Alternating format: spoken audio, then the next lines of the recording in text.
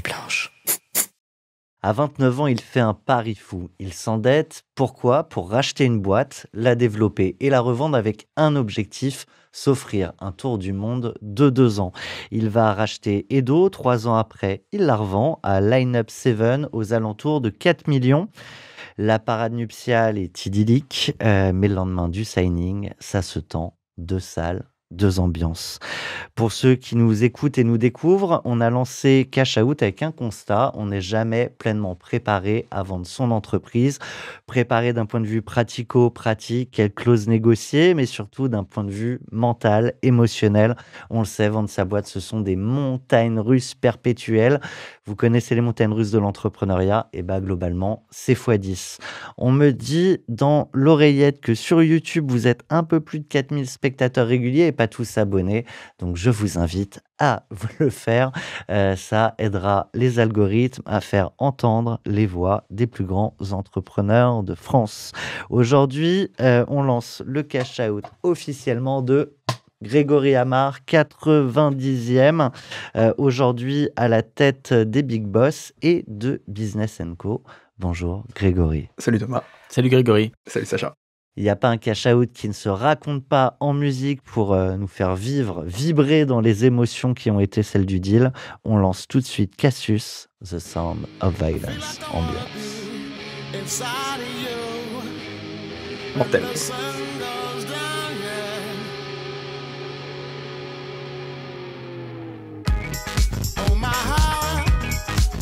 Et là, ta journée, elle commence bien.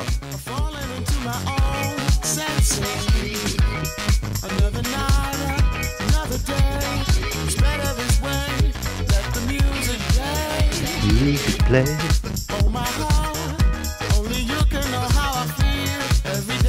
J'ose plus danser maintenant qu'on est... Ah ouais, j'ose pas bouger, je sais pas si ça se verra, mais sur YouTube. Un de ces smiles incroyables que cette musique me met.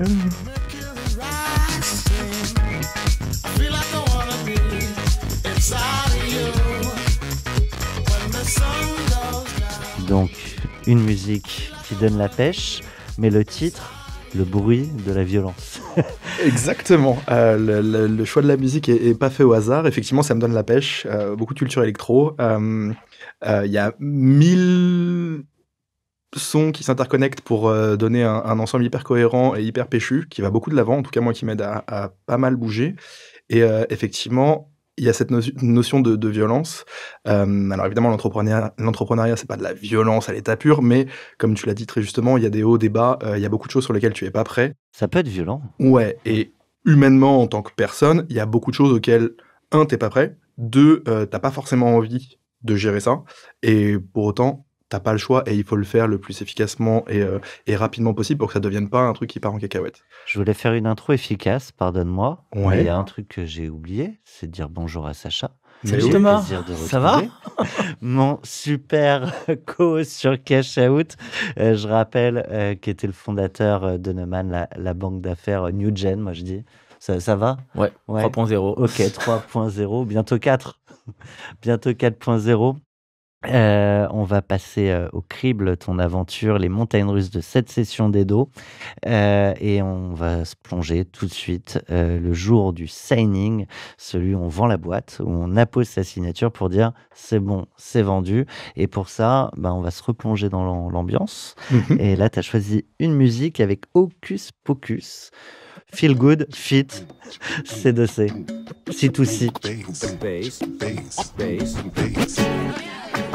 When there's a groove like that, everybody feels good. Donc là, on est dans l'ambiance. Grégory se lève le matin. Exactement. Et c'est le roi du monde. Exactement. Là, il voit son voyage de 2 ans autour du monde.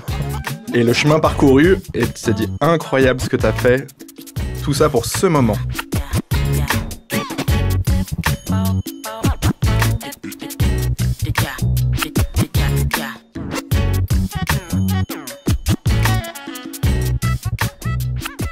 Et là, tu as le temps de réintellectualiser tout ce que tu as fait, tout le collectif que tu as soudé, fédéré autour de ton idée, et comment tu as réussi à...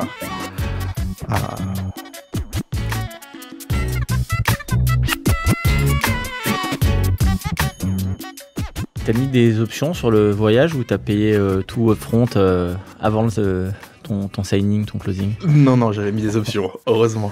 D'accord. Donc t'étais sûr ce jour-là du voyage? Pas encore, j'étais pas encore certain de quand j'allais partir. Partir absolument, définitivement. Mais il y a toujours cette part de c'est la fin d'un chapitre parce que tu es en train de céder les clés du camion que tu viens de constituer. Mais après, c'est aussi l'ouverture d'un nouveau chapitre. Donc tu sais que tu as ce voyage qui pour moi était le drive de cette aventure entrepreneuriale. Il faut que je puisse m'offrir... la récompense. Ouais, ce Graal, il faut que je puisse me l'offrir.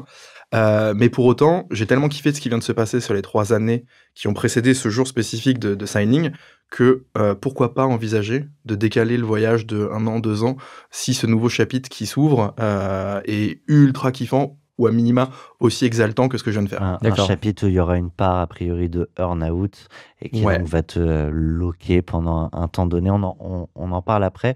Non, moi je crois que sa question c'était est-ce que tu étais sûr et certain que le deal se ferait le jour du signing? Ouais. Parce que ça peut arriver que ce soit pas le cas. Non, là pour le coup on était certain. Absolument certain. On a eu, comme tout le monde, des hauts débats dans la phase de négo. Il y a eu des moments où on s'est claqué la porte au nez parce que, évidemment, les avocats sont pas d'accord, on s'est mal compris, il y a de la crispation sur ton BP. Mais on a eu 2-3 fois l'occasion, en fait, de se dire stop avant le signing. Et systématiquement, on est revenu sur un non mais go, en fait. Ça doit se faire. Et comment tu te sens, alors, à ce moment-là, ce matin-là, ce jour-là, comment la journée commence? Écoute, bizarrement pas de trac et surtout le moment de bliss, tu sais, ça fait des mois que tu travailles sur ce sujet-là, ça fait 3 ans et demi que j'ai fait ce pari de comme tu le disais très bien, de m'endetter, de structurer sur une idée folle un positionnement de boîte qui était pas du tout celui d'Edo à son début et donc ravi et en vrai sur mon petit nuage de me dire: «Putain, j'ai eu raison de croire en moi et de me faire confiance». Tout ce up and down, ces montagnes russes émotionnelles pour arriver à ce jour-là, trop content, ultra ravi. Voilà. Et j'étais convaincu, en tout cas je ne pondérais pas le coup de tonnerre en pleine séance de signing où finalement on va pas au bout. Exactement. C'est bien le jour du signing où ça a été signé. À ce moment-là, t'es où? Tu te réveilles chez qui? À ce moment-là, je suis où? Je suis chez moi. Je viens de racheter mon appart, donc trop cool. Et je suis célibataire, par contre, comme beaucoup de personnes grisées par le succès entrepreneurial, je me suis un petit peu noyé, donc j'ai perdu la femme qui m'accompagnait à l'époque. Et finalement, c'est pas un problème. Je me dis juste trop cool. C'est pas le sujet du format, mais quand on a des entrepreneurs, t'es pas le premier à nous parler de ces situations-là. On donne tellement de son temps, de son énergie et de son attention à son succès entrepreneurial, qui d'ailleurs parfois n'est pas un succès, qu'on en oublie parfois les proches. Exactement. Surtout sous couvert de jeunesse, où effectivement, grisé par le succès de la réussite pro, tu passes à côté de finalement la vie, c'est pas que ça. C'est bien de le rappeler, hein. C'est parfois des sacrifices. En tout cas, qu'il faut pas minorer et il faut accepter aussi que tu peux te perdre dans ton succès et passer à côté des gens qui te soutiennent. Voilà. Cool. Fin de la parenthèse. Pardon, non, mais merci. Mais donc, cette journée démarre, tu te réveilles chez toi. On a saisi un peu le mood à la fois où tu refais tout ce qui s'est passé et puis évidemment tu te projettes. Si on poursuit la journée jusqu'au moment où tu vas arriver dans le lieu où tu vas signer. Eh ben écoute, je suis comme d'habitude en voiture, au téléphone avec mon associé de l'époque, où on se parle pas spécialement de ce qui va se passer, mais plutôt du business as usual.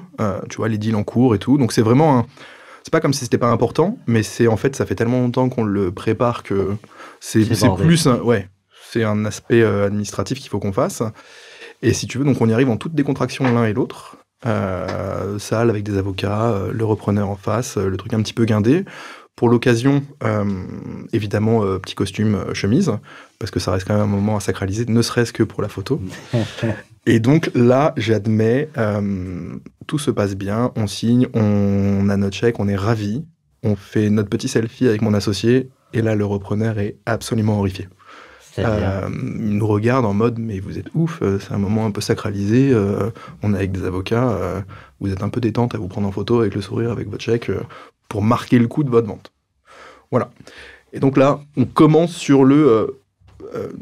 pas le même état d'esprit. Non, c'est un Voilà. gros succès, tu Ouais. vois. Félicitations, on prend la photo ensemble, merci de nous avoir fait confiance, ça va bien se passer, on va... Et effectivement, pas le même état d'esprit. Je pense que rétrospectivement, ils se mettaient beaucoup plus la pression qu'on se le mettait, et je pense qu'il y a eu Ah un bah, petit c'est- décalage de perception. Ouais, Ah oui, et puis selon les tailles des boîtes des repreneurs, des fois c'est des gros investissements, gros Ouais, enjeux, effectivement. exactement.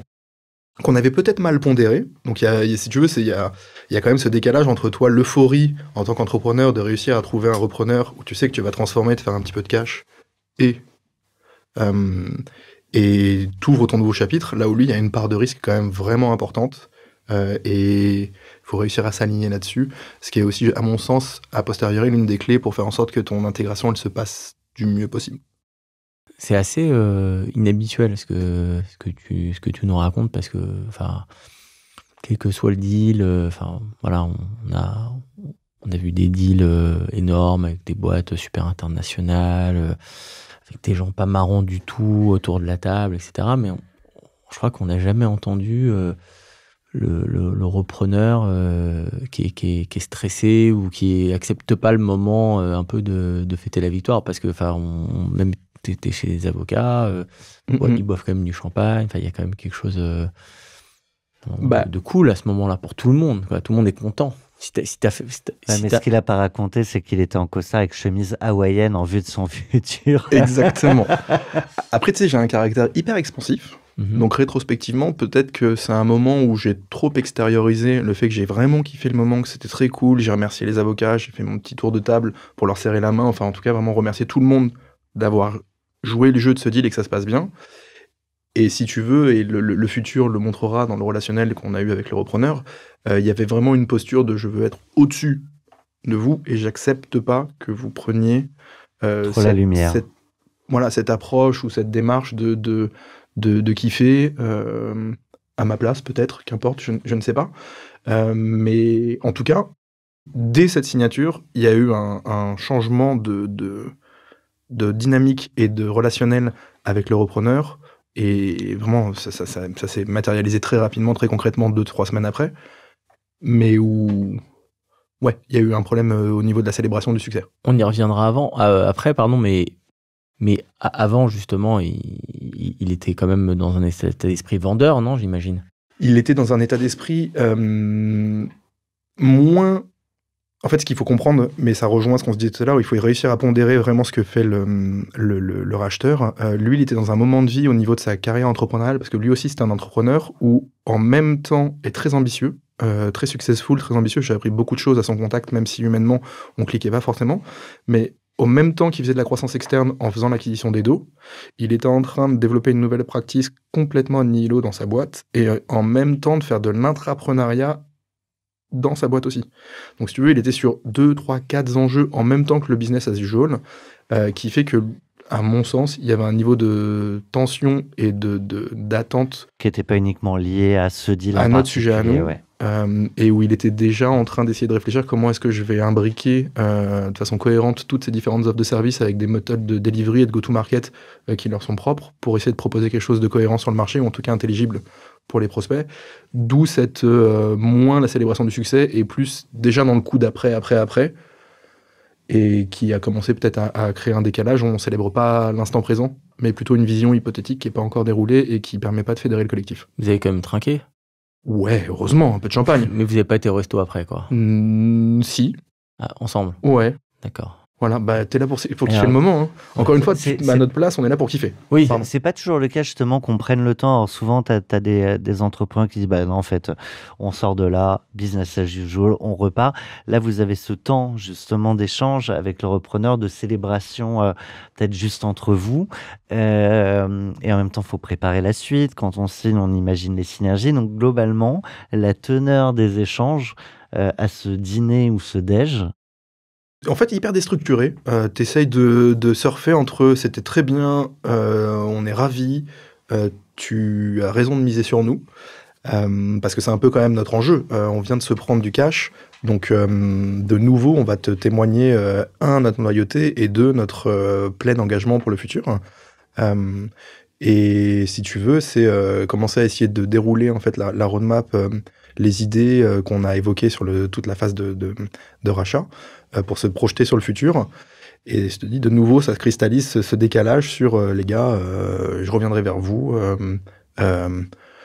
on en reparlera. Tu vois, de nouveau, effectivement, je pense que rétrospectivement, on avait un caractère de célébrons le succès, là où il y a d'autres entrepreneurs qui sont plutôt maintenant c'est fait, next, et on n'aurait peut-être pas dû forcer viens, on essaie de créer de la proximité. Voilà. En fait, en tout cas, un décalage d'information peut-être Oui. que vous avez. Oui. C'est un déj ou un dîner? Un déj. Un déj.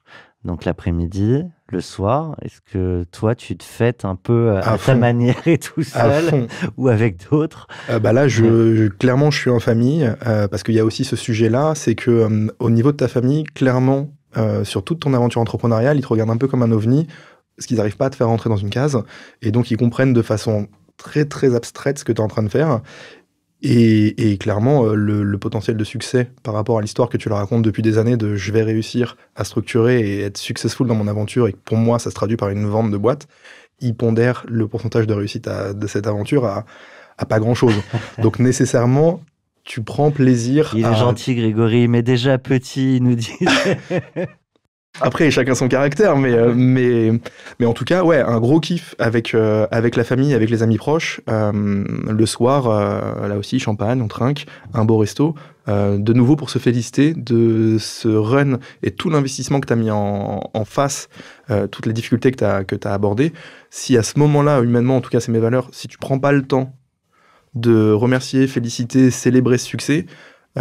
tu passes à côté d'un truc, mais c'est encore une fois, c'est mes valeurs. Mais, voilà. Mais on dit tellement que les entrepreneurs prennent trop peu le temps de célébrer chaque victoire, tant ils sont déjà focus sur la victoire d'après, qu'il y a quand même 2-3 moments où il faut se dire, allez, mais là... c'est ça, si tu le fais pas à ce moment-là... moment-là... Quand tu vends ta boîte, Si tu le fais pas, quand tu lèves ou quand tu vends, si tu prends pas le moment de te dire, putain, c'est quand même un milestone incroyable, célébrons et reprenons un petit peu d'air pour se rappeler d'où tu viens, ce que tu fais, les investissements et où tu vas... c'est le moment où il faut réussir à le sacraliser, le sanctuariser pour continuer à se donner cette énergie de je continue et j'y prends plaisir. Voilà. Donc, tu es avec ta famille, tu célèbres une aventure qu'ils n'ont pas forcément complètement saisie. Est-ce que, malgré tout, ils n'ont toujours pas saisi? Parce que c'est juste la bonne nouvelle, donc c'est super. Exactement. Bravo. Merci. Et puis, tu nous expliqueras un jour, quoi. Exactement. Non, mais c'est ça. Ils cherchent même plus à nous expliquer parce que autant, et c'est là la dichotomie dans tout ça, c'est que commercialement, tu dois être ultra sharp auprès d'un prospect pour qu'en 3 minutes, ils comprennent ce que tu fais. Autant ça fait 4 ans que j'explique à ma mère, 10 ans que j'explique à ma mère, c'est toujours abstrait. Voilà, c'est la vie. Voilà. Peut-être qu'elle comprendra mieux après cet épisode ensemble, parce que justement, on va revenir, on va faire un petit flashback avant de revenir dans toute la phase de négo, de l'après-deal et de ta nouvelle vie. Mais pour ça, on va rentrer un peu dans le dur de ce qu'était Edo au moment où tu reprends la boîte. Et pour ça, pour ce gros flashback, tu nous proposes de partir avec Jamiroquai, Love Philosophy.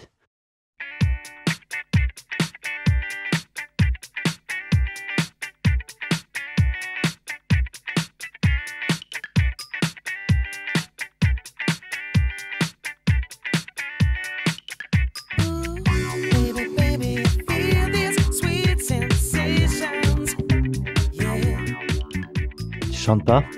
Ah ben là, je laisse le maestro.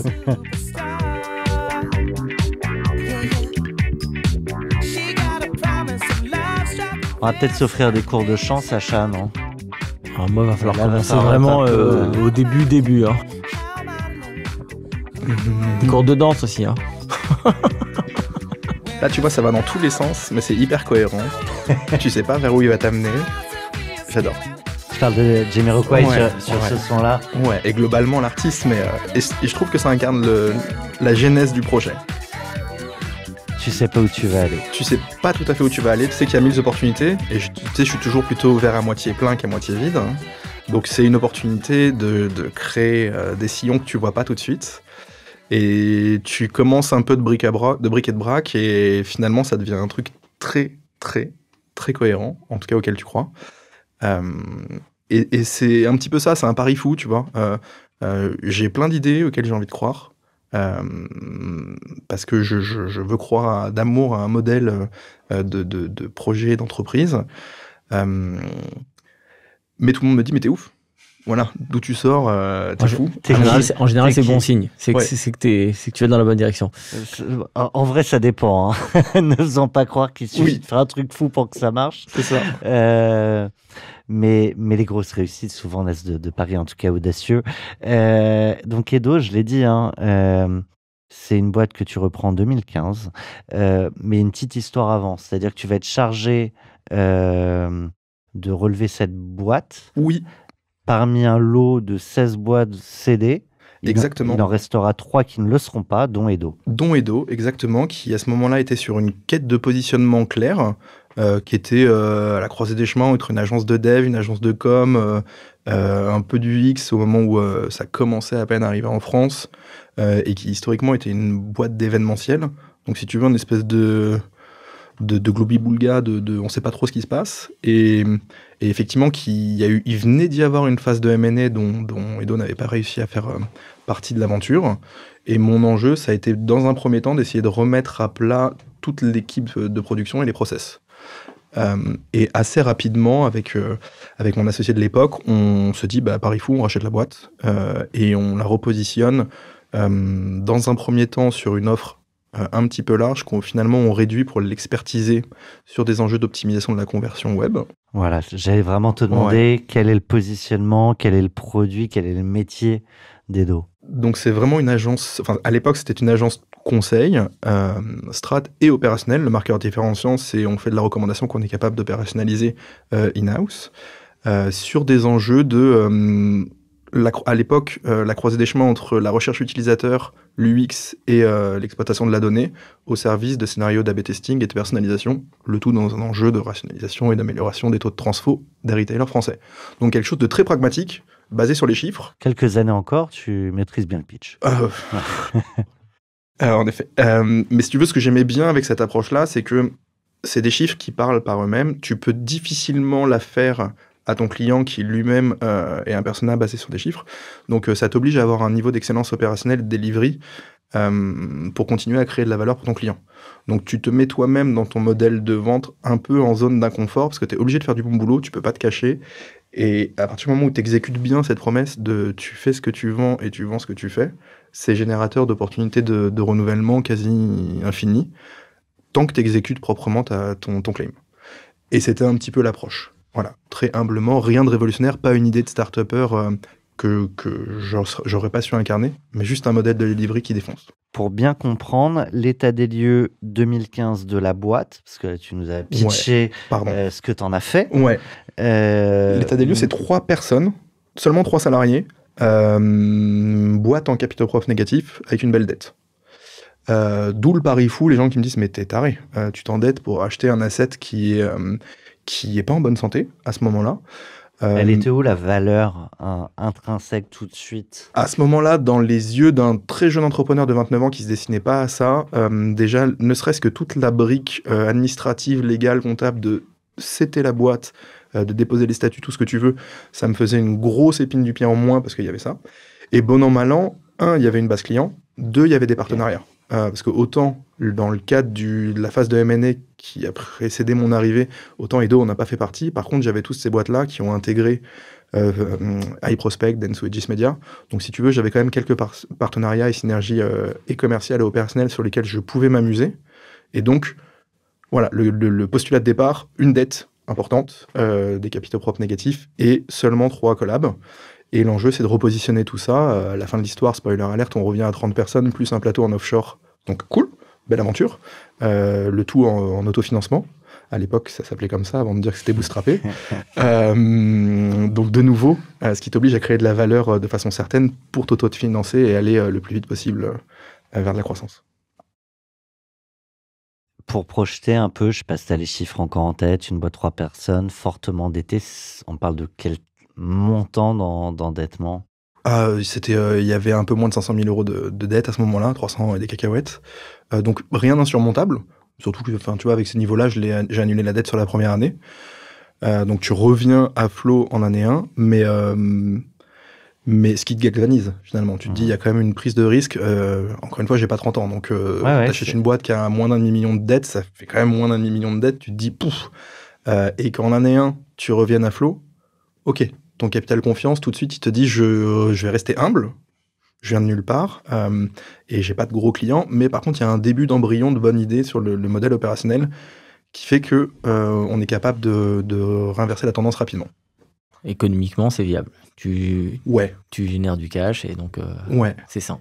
Et si tu veux, ce qui me met dans un postulat très différent par rapport à d'autres confrères ou du marché, c'est que comme je commence avec une dette, la perspective et surtout je rachète une boîte qui a plus de, à ce moment-là, 10 ans presque, la perspective de me faire financer par la BPI, d'aller chercher des financements dilutifs ou non dilutifs, ou d'aller de lever des fonds, les portes sont fermées. C'est obligatoire de créer de la valeur tout seul. Tu peux pas burner du cash que t'as pas, qui est pas le tien. Tu vois, donc de nouveau, ça te met dans un postulat où tu es obligé d'avoir une value propre hyper claire et une exécution qui est la plus irréprochable possible. Voilà. Je précise que ce qui va suivre n'est pas juste du storytelling. Je l'ai dit, aujourd'hui, tu es à la tête des Big Boss. Ouais. Mais à cette époque, à ce moment-là de l'histoire, tu vas être presta au sein des Big Boss. Et ça va extrêmement accélérer le développement de la boîte. Si je dis que c'est pas que du storytelling, c'est que t'es pas le premier qu'on reçoit à ce micro qui a vu sa croissance fortement augmenter jusqu'à céder la boîte. Je pense notamment à Metix, Vincent qui était au Big Boss à l'époque. Je pense à Jérémy, Ben Dayan, Advisors à l'époque, Presta Big Boss qui a revendu la boîte également. Je pense que j'en ai oublié 2-3. Je précise Thomas qu'on s'est connus au Big Boss. Et on peut le préciser. Assez tard, et on ne dira pas comment. Assez tard le soir. Exactement. Et ouais, donc on fait pas que des rencontres business, on fait aussi des rencontres très, très amicales. Il y a 10 ans, hein. C'était le début. Ouais. On s'était pas donné rendez-vous dans 10 ans dans un podcast. C'est possible. On aurait pu. Pardon. Donc grosse accélération avec les Big Boss. Exactement. Donc de nouveau, petit, je le vois comme un speedboat qui est peu connu sur le marché, qui est encore une fois bootstrappé, donc j'ai pas de moyens faramineux pour faire du développement soit commercial, soit une campagne de marketing ou d'awareness, qui, de toute façon, j'ai un plafond de verre. À ce moment-là, je suis 3, 5, 10 salariés. Donc la prise de risque pour un gros annonceur, il prendra jamais le parti de travailler avec une boîte comme nous. En revanche, j'ai la chance de effectivement rentrer dans le réseau des Big Boss, où là, d'un coup, tous les gros annonceurs du marché, en tout cas tout le tissu économique de la grosse PME jusqu'au groupe côté français, sont à portée de main. Et surtout, je peux les voir face-to-face. Et le modèle opérationnel auquel je commence à croire, coup de bol pour moi, fait mouche, parce qu'on est dans un moment de vie du marché français où il y a un gros problème de j'ai de l'agence strat qui me fait de la strat incroyable, mais tellement pas opérationnelle que j'en fais rien. Et avoir ce simple modèle de je fais de la reco qui n'est pas aussi strat, mais par contre qui a un time to delivery de 3 mois, on est live et tu peux mesurer l'incrément, fait mouche. Et donc effectivement, énorme phase d'accélération grâce à l'opportunité que le réseau Big Boss propose à l'époque, tant et si bien que, je dis, sur une phase de 2 ans, je passe de 3 collabs à un peu plus de 25, et je rencontre nouveaux clients et le repreneur. On rencontre incroyable. Super transition. Ouais. Voilà, je rencontre mon repreneur chez les Big Boss. Pour parler de toute cette phase, et il y aura peut-être d'autres repreneurs potentiels, parfois c'est aussi une phase dans laquelle on fait jouer un peu les options. Mais pour parler de toute cette phase des négos, du deal, pareil, on part en musique avec Grieg. Ouais, alors là, c'est incroyable, ouais. C'est pas facile. Hein. Non, c'est Fantasia. In the Hall of the Mountain King.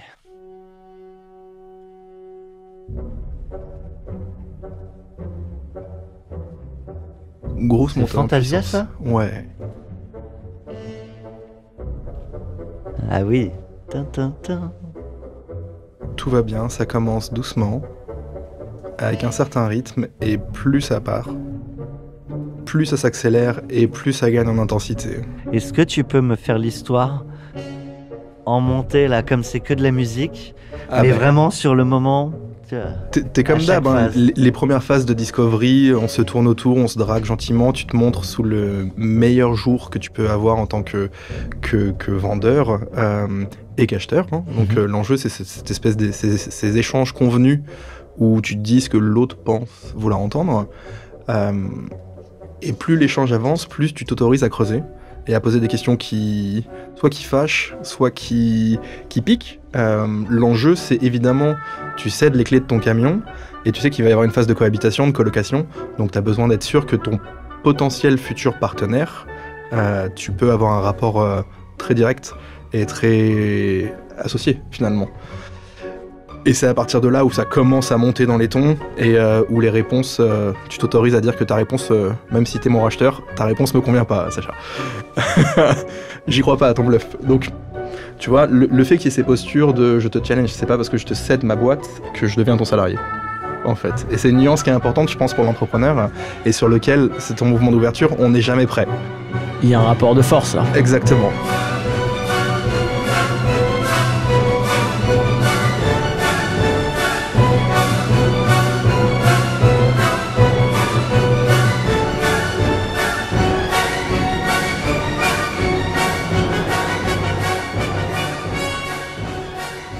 Thomas, chef d'orchestre. On n'a jamais fait un aussi beau teasing de ce dont on va parler là.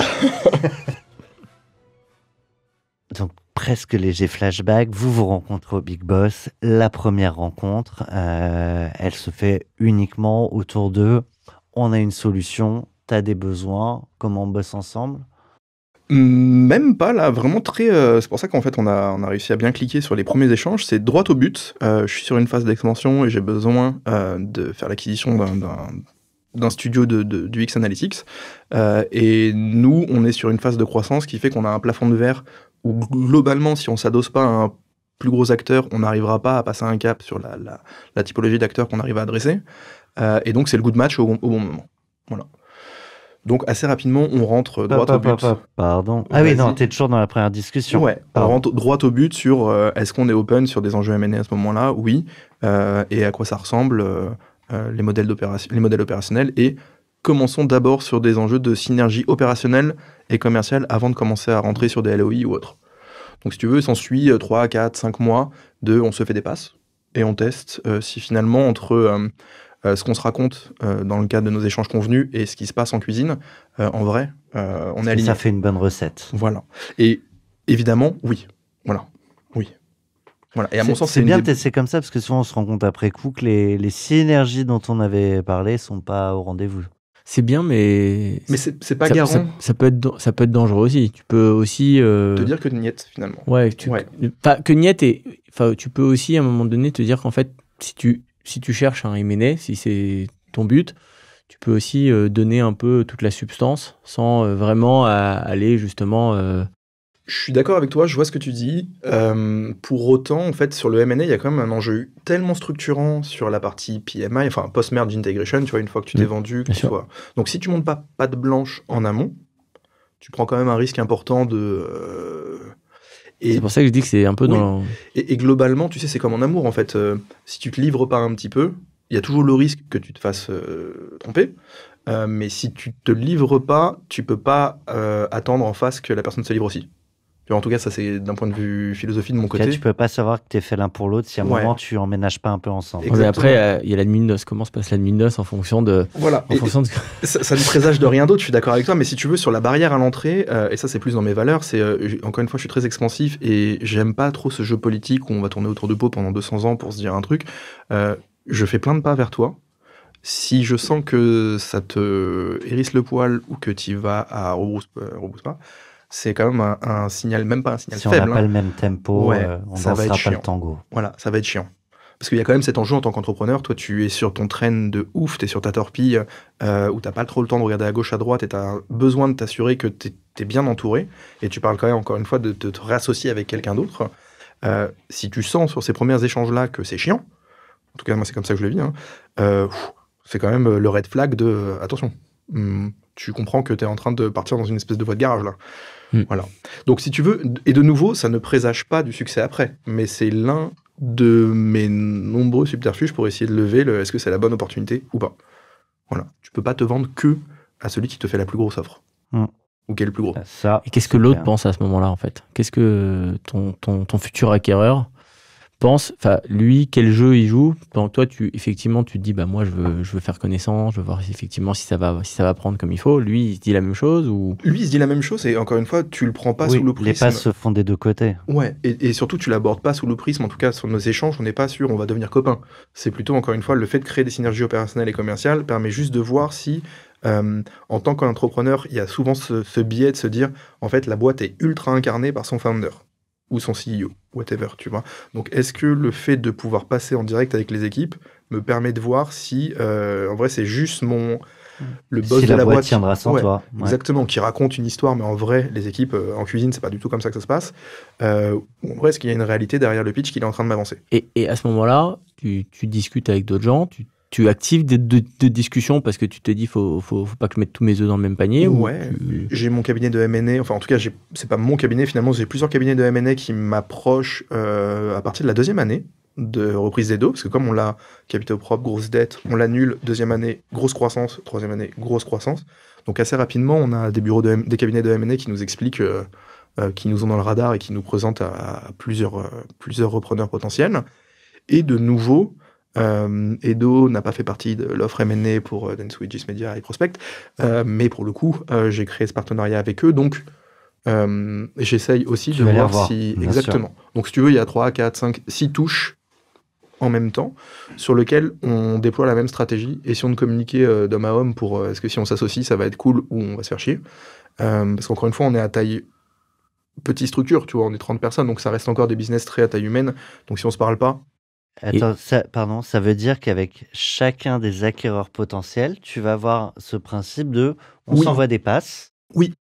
Donc finalement, ça fait grossir le gâteau.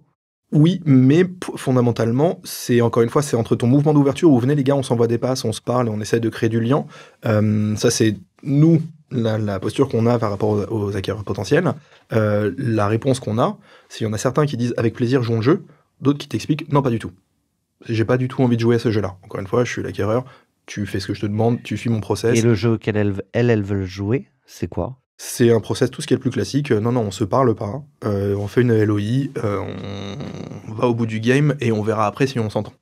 Et quand je dis on s'entend, c'est humainement, commercialement et opérationnellement. Voilà. Et je pense que c'est ça le degré de maturité que potentiellement il me manquait. Encore une fois, j'ai 32 ans, 33 ans, tu vois, à ce moment-là.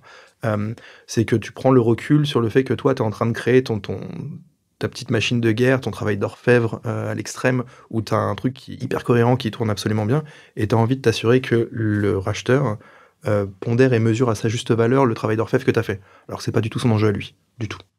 Tu vois. Donc il y a quand même ce travail d'humilité à faire. Mais pour autant, j'ai l'impression que c'est un modèle très franco-français de on s'en fout un peu de l'asset qu'on achète en tant qu'acquéreur. Ce qu'on veut, c'est la croissance externe pour aller doper ton EBITDA auprès de ton board. Plus que finalement j'achète vraiment un actif stratégique qui peut soit que je peux booster, soit qui peut être autoporté pour aller continuer à me générer du biz. Voilà.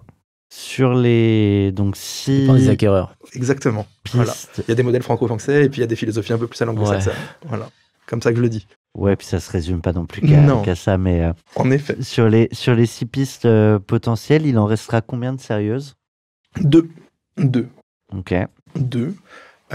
Une très grosse et line-up, donc. Et on fait, et sans regret, on fait les choix de line-up parce que plus à taille humaine, et sur le papier et dans la synergie, ça fonctionne bien, la proposition de valeur, elle s'intègre mieux, on fait moins comme un cheveu sur la soupe, donc il y a cette réflexion, du coup d'après, à quoi ça va ressembler ce nouvel ensemble. De nouveau, c'est pas la proposition la plus financièrement intéressante. C'est l'ordre de... 20-30%, tu vois, en dessous. Donc, mais il y a de nouveau ce fit.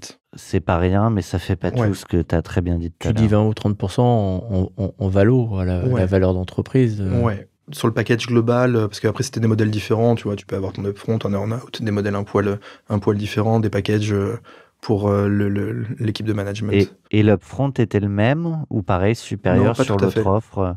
C'était à peu près le même, c'était les mécaniques incentives qui n'étaient pas tout à fait les mêmes.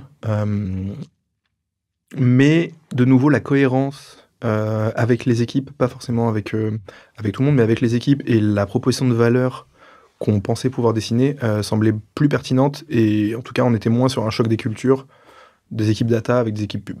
Il n'y a pas une négo qui se fait simplement, Ouais. où il n'y a pas de négociation, même quand ça finit bien. Oui.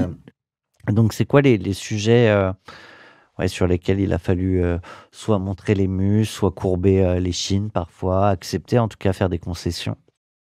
Alors de toute façon, toutes les négos, il faut consensus, compromis, concession, ça c'est certain. Mais ce sur quoi on s'est battu, clairement, c'est sur les coefs de valo. Ça c'est une évidence, parce que c'est le plus impactant sur ton chiffre.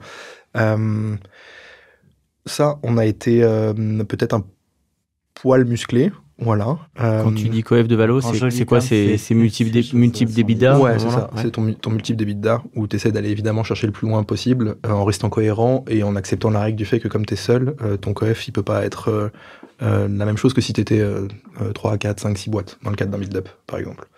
Donc ça, c'est des sujets sur lesquels on a essayé d'être intransigeant et trouver le juste milieu entre ça fait plaisir à tout le monde et l'acquéreur n'est pas en train de prendre un risque démesuré. Ça se traduit par quoi, être intransigeant? Intransigeant dans le sens où toi tu avances un chiffre, il va te contre-proposer quelque chose, tu dis pas je veux 14 et non tu vaux 3, tu vois, il y a tout le temps un argumentaire pour expliquer le pourquoi du comment tu demandes ça et on te contre-propose ça, et l'intransigeance elle est plutôt sur, dans le cadre de cette négo, ne dévaluons pas la valeur de l'asset qu'on est en train d'acheter pour justifier qu'en fait c'est tel ou tel coef et non c'est plus bas. Tu vois ce que je veux dire, c'est n'oublions pas, ok là on est en train de s'écharper pour des thunes, mais qu'on n'aille pas s'expliquer qu'en fait c'est pas terrible votre boîte, j'ai pas envie de payer autant, tu vois. C'est dans ce niveau-là Ce qui peut être l'intransigeance. sous-entendu parfois Ou pas sous-entendu. ou dit, Ouais, clairement. voilà, tu vois, Ok. parce qu'il y a un enjeu de négo et Ouais. au bout d'un moment, Et chacun va trouver tous les arguments possibles et imaginables pour possiblement. défendre son Voilà. Bah, son point de vue. T'as celui qui achète, qui essaye de rationaliser Exactement. financièrement les choses, et Oui. celui qui vend, qui essaye de montrer la valeur stratégique. Exactement. Et ouais, ça rebondit un petit peu sur ce que tu dis tout à l'heure, entre... j'aime pas les faire des généralités, etc., mais peut-être un peu plus franco-français, peut-être un peu plus anglo-saxon, de peut-être aller plus chercher, effectivement, à un moment donné, la strate. C'est ça, moi j'essaie de justifier, en tout cas c'est mon prisme d'entrepreneuriat, c'est quand tu cèdes, c'est que tu vas générer de la survaleur pour l'acquéreur, et donc c'est le postulat de départ, sinon il vient pas te chercher. Et aujourd'hui, en 2025, est-ce que tu penses que ton acquéreur a fait Non. une bonne affaire? Du tout. Enfin, en tout cas, est-ce qu'il a fait de Non, la survaleur? non. Est-ce qu'à l'époque, il a fait une bonne affaire? Après, Oui. ce qu'il en a fait, j'en sais rien. Enfin, À l'époque, pour moi, il a fait une bonne affaire, parce que de nouveau, je reviens sur cette philosophie un peu speedboat. Encore une fois, l'asset qu'il a acheté, c'est un modèle opérationnel qui fonctionne, qui crache de l'EBITDA, qui est rentable, sans surcouche de management qui sont pas opérationnels, avec une base client qui défonce et surtout un taux de renew ultra important. Donc, en vrai, oui, si tu te bases que sur les chiffres, oui. Maintenant, de nouveau, encore une fois, t'achètes un asset tel qu'il est pour faire de la survaleur. La prise de risque en tant qu'acquéreur de faire pivoter complètement l'asset que tu viens d'acheter, elle est trop importante à mon sens. On Et va se en parler. spoil. On va, Ouais. ouais, pas de spoil. Tu l'as dit, alors eux, ils ont joué. Et puis c'est le jeu, hein, je déprécie, mais même en vous disant que vous êtes finalement peut-être pas si bon. Et en même temps, et tu me le disais tout à l'heure quand on prenait un café avant d'entrer au studio, quand tu veux 8, tu demandes 12. En tout cas, ça a été Ouais, Je c'est ça. dis pas que c'est ce qu'il faut faire. Non, c'est ça. Mais au moment où tu demandes 12, tu sais que c'est pas x 12. Non, mais bien sûr. Mais après, c'est le jeu de la négo. J'aime beaucoup négocier. J'aime beaucoup l'aspect commerçant, en fait, de pouvoir essayer de tourner ensemble autour de quelle valeur on est capable de se fixer à deux dans le cadre de la discussion et d'arriver sur quelque chose qui est juste. Donc, évidemment, tu tapes un peu plus haut pour que la personne descende et qu'on arrive sur... En fait, ce que j'aime bien, c'est la notion de prise de décision solidaire. On est d'accord. Tu vois, donc... T'es on se laisse... fort en égo, toi. Je sais, je Il m'a eu saurais là. pas Ah répondre. oui, t'as raison. Une Ouais. égo solidaire, ben, Non, mais tu Ça vois, fait- à la fin, on se met d'accord sur un prix. Si évidemment j'arrive à je veux 1 milliard, tu vas me dire, mais non, jamais de la vie, tu vois. Et en fait, il y en a un de nous deux qui va devoir faire un compromis et potentiellement de la frustration. Donc juste qu'on arrive, qu'on se donne un pool sur lequel on peut se mettre d'accord. À ce moment-là, il y a peut-être d'autres sessions sur le marché, hein. C'est Oui. pas la première boîte, du X Non. Analytics, qui se vend. Donc il y a des ouais, il y a des valeurs de marché. Elles sont a priori en dessous des x12 que tu Oui. demandes. Ma question, c'est avec quel argument tu vends ton x12? Si ce n'est de dire: «Je demande plus», parce que ça, tu le dis pas au moment où Ouais. tu dis x12. Alors, pour le coup, je t'ai donné des chiffres tout à l'heure, Oui, effectivement. aléatoire, mais Ouais, ça j'ai pas demandé x12 en effet, parce que si tu veux, à ce moment-là, les tendances du marché, de toute façon, dès que tu tapes au-dessus du x10, enfin dès que tu t'approches x10 et plus, soit tu es un groupement de sociétés pour aller justifier ce type de multiplicateur, soit tu es hors sol. Tu vois, donc c'est plutôt, je tape 2-3 coef au-dessus, en expliquant que, évidemment, on est la 8e merveille du monde. Sinon, on serait pas autour de la table, tu vois. Et c'est le mouvement d'ouverture, et après tu rationalises sur le taux de churn de tes collaborateurs, le taux de churn de tes clients, le taux de renew, la marge opérationnelle que tu dégages, les taux de croissance, enfin, toutes ces armes qui permettent de montrer que fondamentalement, encore une fois, et comme tu peux te baquer sur tes 4-5 mois de tests opérationnels et commercial, les synergies que tu essaies de déployer, t'es pas dans de la croyance quand tu avances ces arguments. c'est pas déconnant. Tu as pu les expérimenter, toi, en tant qu'acheteur. Donc je suis pas en train de te prendre en traite ou te prendre pour un con. Tu l'as vu. Et le fait d'avoir commencé à travailler ensemble, pendant cette négo, il n'y a personne qui tient personne, d'une certaine façon. T'as NDA, t'as LOI. Non. Non, mais c'est-à-dire que autant toi que ton... Dans la psychologie, parce qu'on est dans la psychologie de négociation, là, autant toi que ton acquéreur, personne peut se dire ouais, mais il faut que j'aille au bout de ce deal parce que sinon... je vais pas recommencer avec quelqu'un d'autre, lui il va pas faire une autre acquisition, toi tu vas pas repartir en négo avec quelqu'un d'autre, donc Je vois ton idée, je pense que d'une certaine mesure, si, pas forcément perçu ou vécu comme ça, mais ce qui est certain, c'est que en tant qu'entrepreneur, t'es épuisé, montagne russe, intensité maximale, là t'es en train de toucher du doigt le Graal que tu vises depuis un moment, donc évidemment t'as cette espèce de peur, de putain si ça se fait pas, back to square one, Ouais, c'est un peu chiant. et lui en fait parce que en vrai tu vois t'as pas à faire en face à une énorme boîte qui fait 25 acquisitions par an et qui s'en fout, une de plus, une de moins, voilà, t'es en face à un entrepreneur aussi, Ouais. donc qui a le plus à perdre ou qui le ressent comme ça, tu vois, parce qu'il y a aussi potentiellement dans la négo il y a peut-être une guerre des nerfs aussi, tu vois. Non, très bonne question.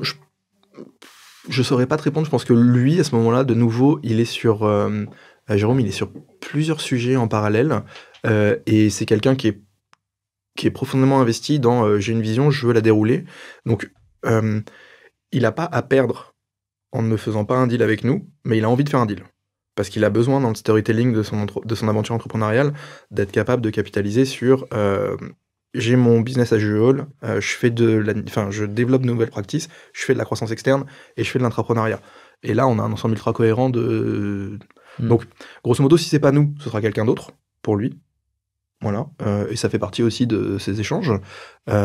Et pour nous, si c'est pas lui, on a d'autres acteurs. Donc, en fait, le jeu et tout le monde carte sur table, on sait que, par contre, on s'entend bien. Donc, question d'aller au bout de la démarche. Tu Ça l'as répond dit. pas à ta question. Si. Tu l'as dit tout à l'heure, il y a 2-3 moments avant le signing où on s'est dit globalement stop pour finalement poursuivre. C'est quoi les 3 sujets? Le coef. Le coef. Voilà. Les craintes autour de l'incarnation de est-ce que ton modèle, en fait, il est que porté par l'équipe de direction, ou est-ce qu'en vrai, il y a une réalité opérationnelle et qu'avec ou sans toi, ça peut dérouler. Donc ça, c'est dans le prisme de l'acquéreur. Et là-dessus, ils te le disent comment? Enfin, ils te le disent clairement, on a un doute, si tu pars, Ouais. ton associé... Bah, en tout cas, oui, on a ce rapport direct de pouvoir se dire, on a un doute sur si tu te barres, est-ce que le château de cartes s'effondre? Est-ce que c'est un château de cartes? Et c'est là où j'en reviens à le fait de trouver un acquéreur qui accepte de tester en mode synergie opérationnelle avant. Ça lui donne quand même suffisamment de billes. Parce que si tu me poses la question et que je te réponds mais non, t'inquiète, fais-moi confiance. Ça suffit pas. Tu vois, donc de nouveau, voilà, je me mets en situation d'inconfort et de risque pour prouver que entre ce que je dis et ce que je fais, a priori, il n'y a pas trop de décalage. Évidemment, il y a toujours, tu vois, des marges d'amélioration. Tout n'est pas parfait, mais tu vois, ça montre suffisamment pas de blanche pour expliquer que c'est suffisamment structurant pour tout le monde Je veux... T'as un historique, Ouais. t'as une cohorte et tu peux les tirer. Exactement. Il y a un troisième sujet, J'arrive pas à remettre la main dessus. Voilà. Mais après, c'est qu'il n'était pas Ouais, si c'est clé. des petits détails. Voilà. Je propose qu'on fasse la petite ellipse pour Ouais. arriver le lendemain du signing. Et en tout cas, sur toute cette phase où tu vas être encore dans la boîte, mais plus complètement dans la tienne. Oui. Et pour aborder cette phase, on part avec Foo Fighters, The Pretender.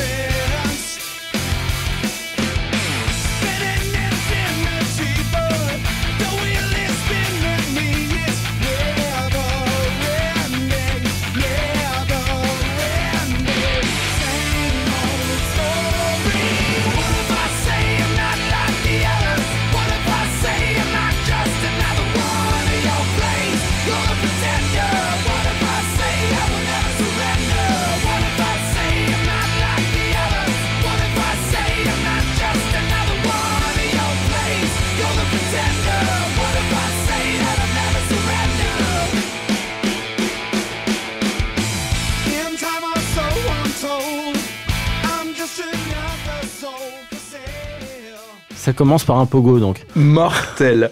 Non, mais en fait, ça I'm commence not par a surrender. Ouais, ça commence par un petit moment d'accalmie quand même. Tu vois, t'as un petit moment de détente en fait au début. Ça monte en puissance tranquillement. Je suis encore une fois sur mon nuage. Tout va bien, ravi, fier de l'aventure entrepreneuriale et exalté de ouf. Il y a quand même la grosse caisse qui démarre Ouais. tranquillement. En fait, c'est ça, c'est l'exaltation de, en vrai, t'endors pas, mon pote. N'oublie pas, t'es sur cette trajectoire de croissance extrême. Et là, en fait, tu viens de céder ta boîte. Et donc, en fait, la façon dont je le visualise, c'est ils viennent de mettre un booster énorme pour aller faire de la croissance. D'où cette grosse caisse et cette montée en puissance de ouf. Et donc là, en fait, en tant qu'entrepreneur, jeune, tu fantasmes en fait, tu vas passer un cap sur ta boîte, à toi, qui devient une BU, intégrée dans un groupe où tu vas pouvoir travailler sur des synergies avec de nouvelles entreprises, enfin avec de nouvelles équipes, et tu t'intègres dans une équipe de direction, un COMEX, où tu vas pouvoir aller chercher de la surcroissance. Et donc, en fait, c'est à intensité maximale et pour ta boîte. De ouf, ouais, bien sûr. Et pour rentrer dans un nouveau collectif. Je suis obligé de faire juste la parenthèse sur la structure du deal. La part, proportion entre ce que tu vas toucher tout de suite le jour du signing et le potentiel earn-out, c'est quoi? C'est 55 ans, 60-40? Non, j'aurais peur de dire des conneries, mais pour moi, en upfront, t'es plus sur un peu moins de 70 points et le reste en earn-out. Ok. Voilà, qui est pas tout à fait un earn-out, mais pour simplifier, t'as ton complément de prix comme ça, plus des packages renégociés. Donc très cool, en vrai, à ce moment-là, ravi, et à fond les ballons sur nouveau collectif, scope élargi, pardon, et cette nouvelle offre de service qui va falloir s'approprier pour aller vendre, faire des opportunités d'upsell dans tous les sens. Toutes les équipes dans la même boîte? Toutes les équipes dans la même boîte. Même lieu? Non, pas tout de suite. Pas tout de suite. Et si tu veux, c'est là où, question hyper intéressante, évidemment, en tant qu'acquéreur, tu as envie à un moment ou pas d'avoir une offre unifiée. Et là, se pose la question assez rapidement de tout le monde au même endroit, et la marque disparaît. Ce qui est la trajectoire classique. Après, c'est une question de timing. Exactement, c'est le point que j'allais te dire. De nouveau, il y a des enjeux de timing aussi bien sur le marketing, la communication, le nom de la boîte, où là d'un coup tout s'accélère de la part des repreneurs, où il y a une volonté d'unifier tout cet ensemble le plus vite possible. Rétrospectivement, c'est une évidence pour eux, ça l'est moins pour nous, et donc ça commence un Ça peu n'a à... pas été discuté avant ça. Non, pas tout à fait comme Ouais. ça. Et Voilà. est-ce que ça l'est pour les clients? Non, non plus, pas encore. Ouais, c'est pas une évidence pour les clients que. Bah, si tu veux, il y a la communication de line-up Rachette Edo, donc c'est très bien. Et pour moi, momentanément, il y a un enjeu de les deux entités cohabitent avant de fusionner, avoir quelque chose de cohérent. Et là, en fait, on met un peu en tout cas dans mes yeux, on met la charrue un petit peu avant les bœufs. Et encore une fois, j'insiste sur la nuance, hein. Je pense pas qu'il se soit trompé. Je pense que juste, il y a en tant qu'entrepreneur, encore une fois, tu as fait ton petit travail d'orfèvre sur un outil que tu trouves fabuleux et qu'il faut que tu prennes de la distance, du recul et que tu te dises, là, maintenant, ma mission, c'est d'intégrer cet Le groupe, ouais, dans l'ensemble. Voilà, donc pour l'instant, on n'est pas encore intégré. On déménage tous ensemble et se pose la question de l'abandon de la marque plus vite que prévu. Les Américains aiment bien faire des plannings post-merging Ouais. avant le closing. Et c'est intéressant parce que ça évite des... En Bah, fait- bien des déconvenus, ouais. Ouais, à fond. alors qu'en réalité, c'est nécessaire à un moment de trouver comment merger. Ouais. Mais effectivement, quand tu t'y attends pas ou pas si vite, Bah, ça mouline un peu dans la tête. je pense que là-dessus, et ça c'est l'expérience qui t'apprend comment tu te prends les pieds dans le tapis, et tu vois là, on avance dans le futur, on se retrouve chez EDG, ils ont une équipe dédiée au PMI, toutes les logiques d'intégration post-M&A qui sont communiquées avant le signing. Chose que là, tu te remets 7 ans en arrière, j'ai 33, 34 ans. C'est la première session, Exactement. en fait. Et donc on vend pas tous 10 fois Ouais. des boîtes. Et je passe complètement à côté de comment est-ce qu'on se projette dans le futur. Je pense que ça, c'est vraiment un de mes learnings principal. C'est d'avoir le courage et l'aplomb d'insister pour, encore une fois, projetons-nous de façon très opérationnelle avec un planning écrit, des engagements forts sur comment est-ce qu'on fait cette plan sur 24 mois, 36 mois, pour que tout le monde soit raccord. Donc tu as appris beaucoup de choses et on en parlera tout à l'heure, mais c'est utile pour. À fond.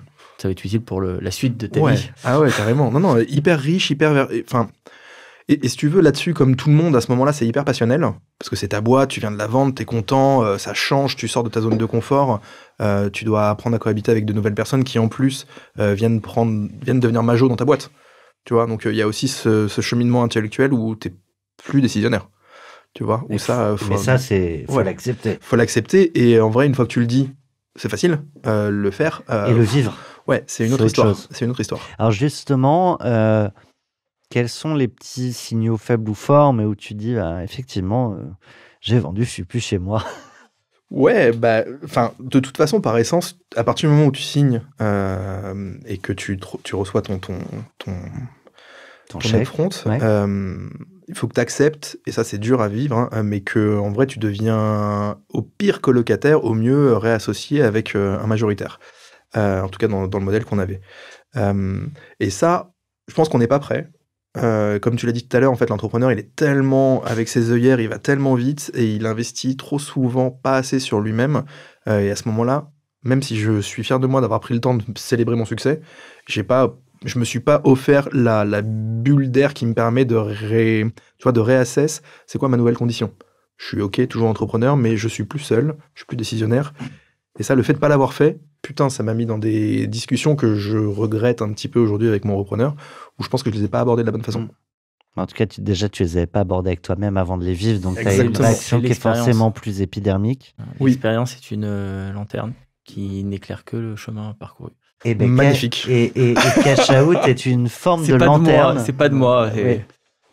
Mais Cash Out, j'espère, est une forme de lanterne pour les entrepreneurs qui vont être amenés à céder leur boîte. Et je pense qu'il y a quand même beaucoup de sujets où une fois que tu sais que ça peut t'arriver, idéalement, tu as le temps de cheminer un peu pour t'y préparer. Si t'écoutes Cash Out, ce que je viens de dire, il faut. Exactement. Exactement. Mm. Belle lanterne. Je propose de poursuivre toujours dans cette phase de négo, au moment où il y a ces tensions. comment tu les abordes ou comment tu les reçois? Comment tu adaptes ton attitude pour faire en sorte soit enfin en tout cas de trouver une solution? Parce que quand ça ne va pas ou quand ça va pas comme on le pensait, bah, généralement on cherche quand même des options de sortie. Post-signing, là, on est d'accord, hein? Post-signing, Ouais. ouais, on est toujours dans cette même phase où Bah, un peu comme d'hab, en vrai, mais c'est le rôle de l'entrepreneur caméléon, c'est que quoi qu'il se passe, qu'importe la situation à laquelle tu es confronté, tu vas trouver une solution. Voilà, il faut trouver une solution, et le conflit n'est pas une option, normalement. Donc en fait, c'est pas le choix, tu mets ta casquette de créatif à l'extrême et tu proposes 1, 2, 3, 4 façons d'aborder chaque solution qui sont un peu crispantes pour essayer de trouver une solution. Et comment est-ce que ce soit toi ou moi, qu'est-ce qu'on est capable de trouver comme compromis pour arriver à une solution, peut-être pas dans le timing que tu avais rêvé, peut-être pas dans celui que je voudrais, mais en tout cas qui nous permet de nous D'avancer. diriger vers un objectif commun. Voilà. Avec un succès tout relatif.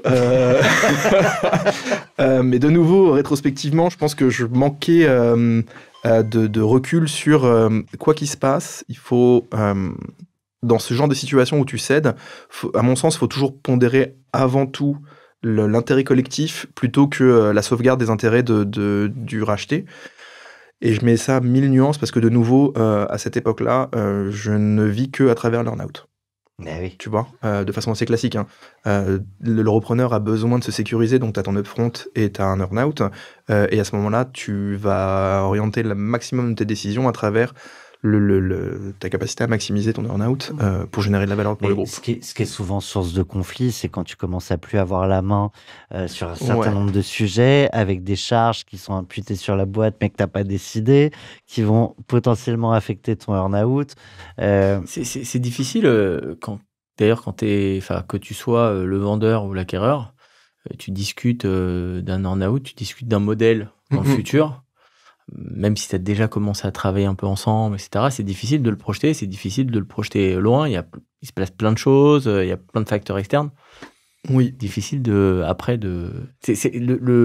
la communication, la confiance, etc., c'est hyper important parce qu'il faut pouvoir potentiellement rediscuter, quoi. Exactement. Et un autre point qui est fondamental et sur lequel je me suis senti très safe, finalement, c'est que dans le choix des conseils des avocats et dans la rédaction du protocole de cession, on était ultra bien bordé.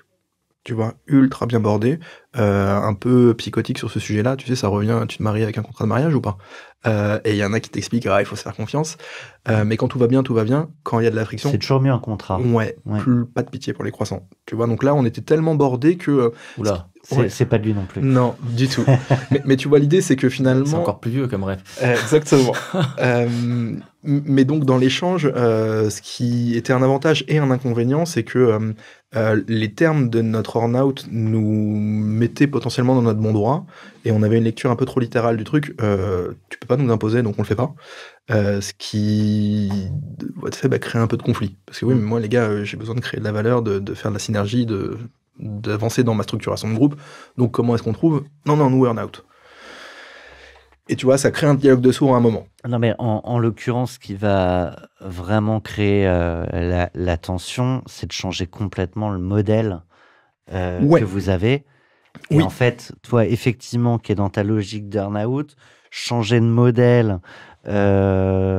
économique, la manière dont vous allez distribuer ce que vous allez vendre, les produits, la manière de le vendre, enfin, c'est des investissements que tu n'es pas prêt à faire, en tout cas dans cette logique de earn-out. Exactement. Encore une fois, c'est des plannings qui se télescopent pour contextualiser. Hein. Donc, agence conseil, on vend du forfait, on va dire.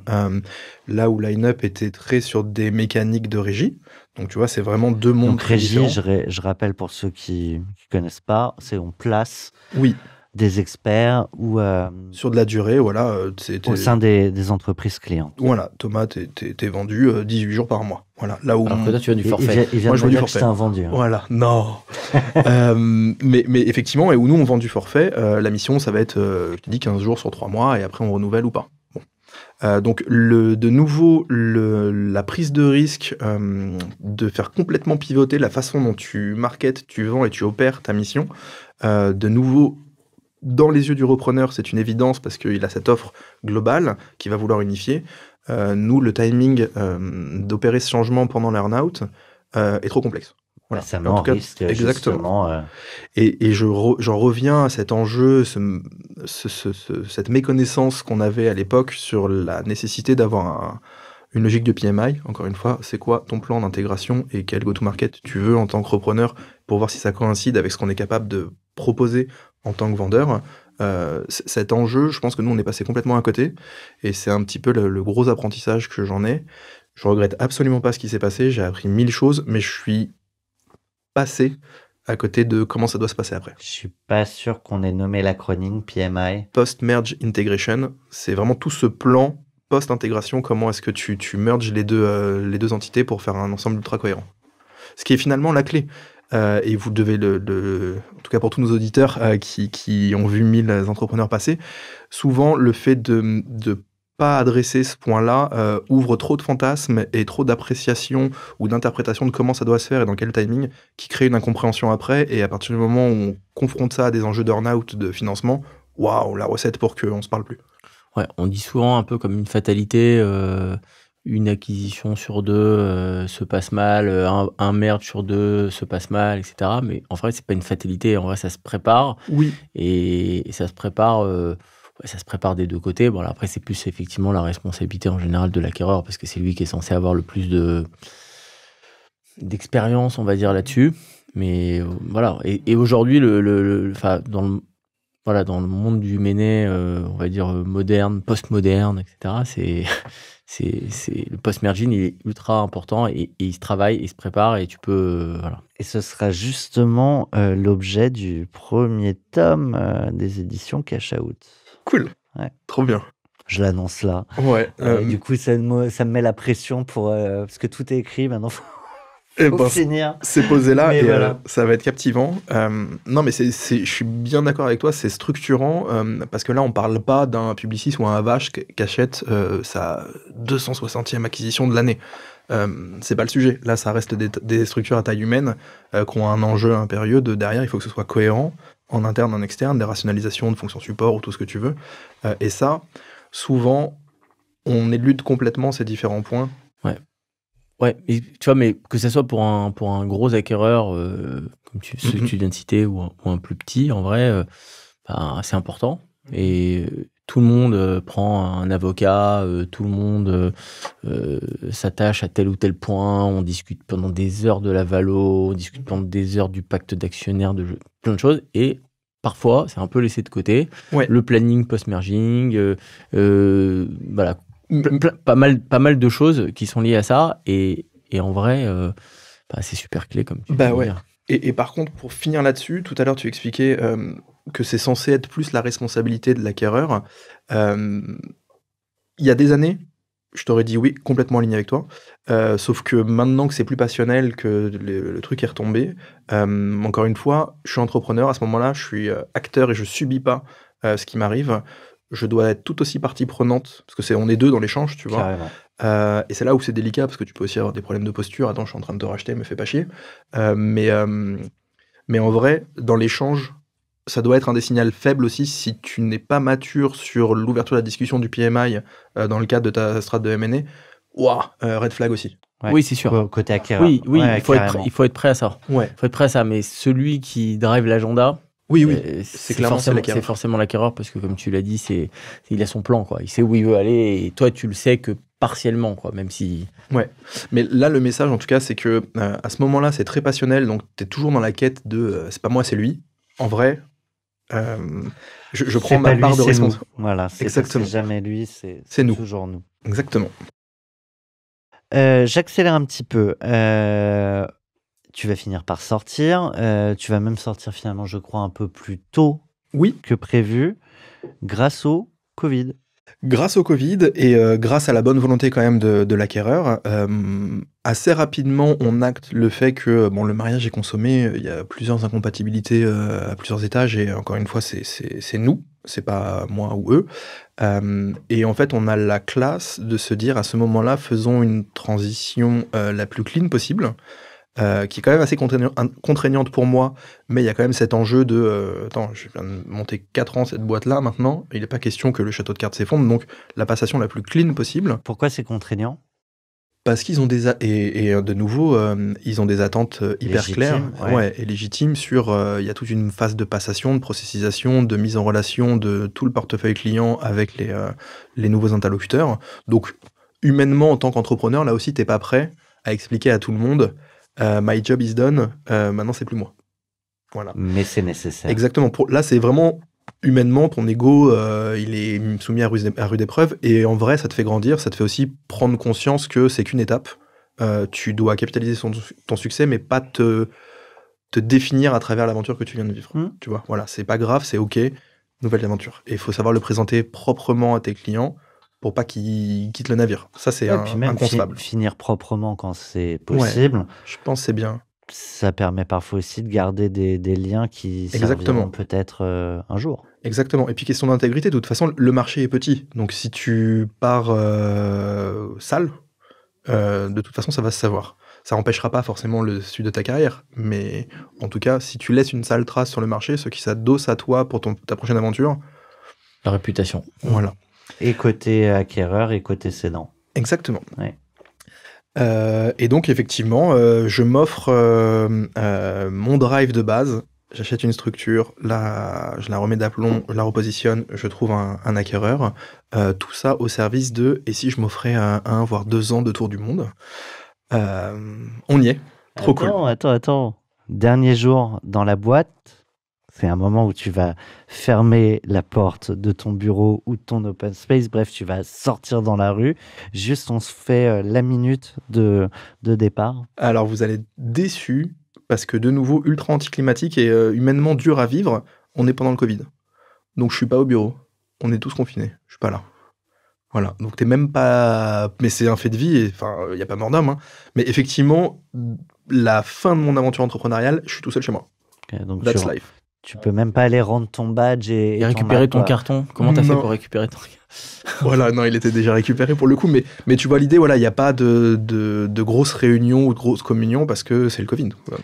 Et ça fait un moment qu'on n'a pas parlé de ça et de l'annonce aux équipes qu'on vend et du fait de partir. Juste là-dessus, tu laisses une équipe de 30 personnes. Un poil moins, ouais.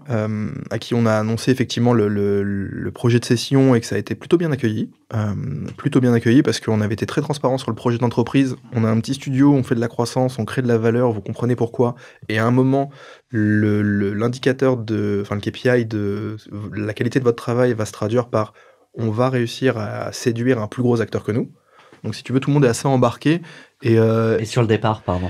Et sur le départ, la communication est plus complexe parce qu'embargo demandé de la part de l'acquéreur.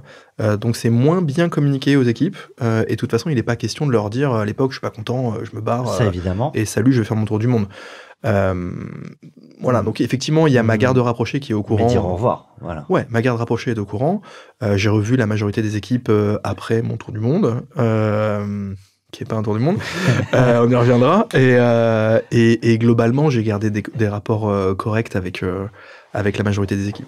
Voilà. J'avais pitché un objectif, un rêve ultime de faire ce tour du monde qui se traduira uniquement par 4 mois aux Antilles, c'est ça? Le Covid. Eh ben, on en parle avec Kings of Leon, Sex on Fire. On va parler évidemment rapidement du tour du monde, mais on va surtout parler de ta nouvelle vie. Ouais. Et pour ça, on envoie.